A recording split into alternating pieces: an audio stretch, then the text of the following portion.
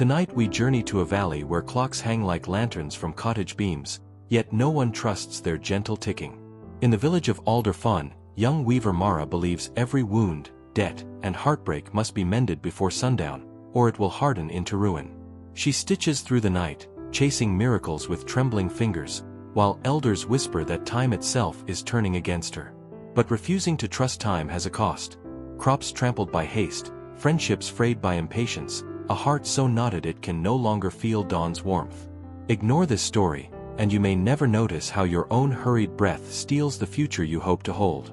Listen carefully, because tonight's tale reveals the exact moment Mara stopped wrestling the hours, and how surrendering to their quiet current transformed an entire valley's fate. Stay, and let her lesson echo through your waiting heart. Dawn frost silvered the barley shoots when Mara bent over her loom, candle wax puddling like moons along the timber sill.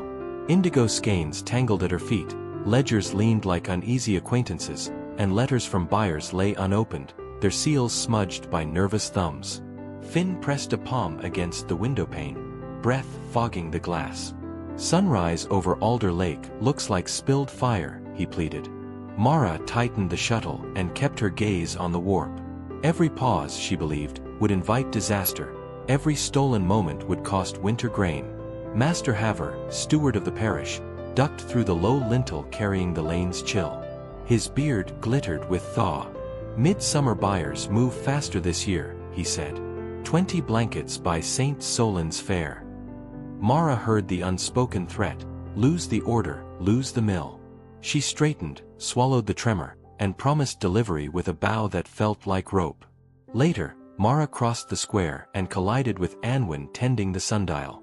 The clockmaker's gaze caught frayed cuffs and the pulse hammering in Mara's throat.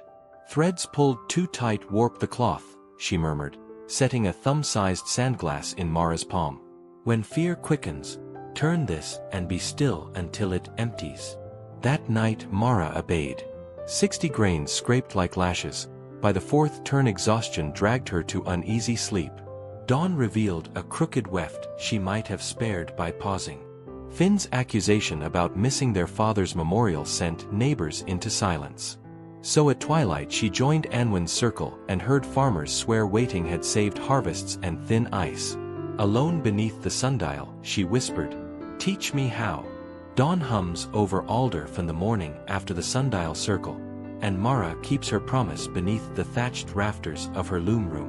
The sandglass sits beside the shuttle like a quiet sentinel. She draws one breath, flips it, and allows her hands to move only until the final grain slips through. During the next turn she steps back, watches the warp soften, and lets the silence stretch. Her fingers tremble, but the cloth no longer snarls against her haste.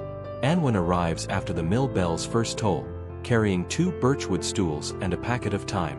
Together they walk to Alder Lake, where mist lifts like sheer curtains. They sit until the bell tolls again, learning what the clockmaker calls river hours. Mara listens to lap against stone, matches inhale to the water's pull, exhale to its release. Tasks become boats she pushes into the current, dying, spinning, ledger reckoning. When anxious thoughts dart close, she names them, then watches them drift beyond reach.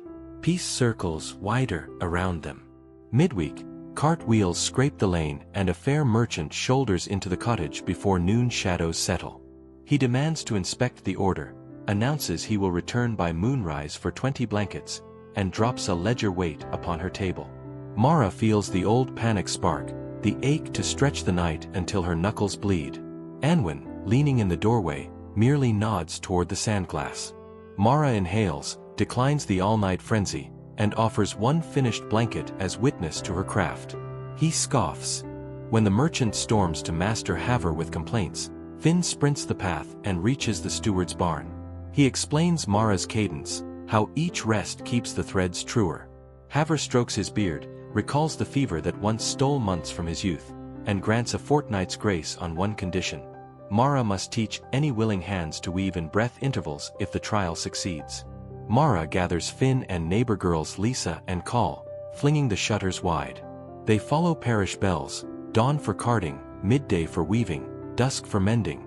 The garden drinks again. Midsummer fair arrives, bunting snaps. Blankets lie in stacks, tension steady as breath. Buyers trace them, murmuring at calm woven inside. The skeptical merchant bows, offers coin, she agrees only with river hours promised. At home she gives Finn the sandglass and etches, trust time and it will carry you, along the loom. Sabbath evening the village circles Alder Lake, breathing twilight as Mara and Anwen stand, waiting becomes ally.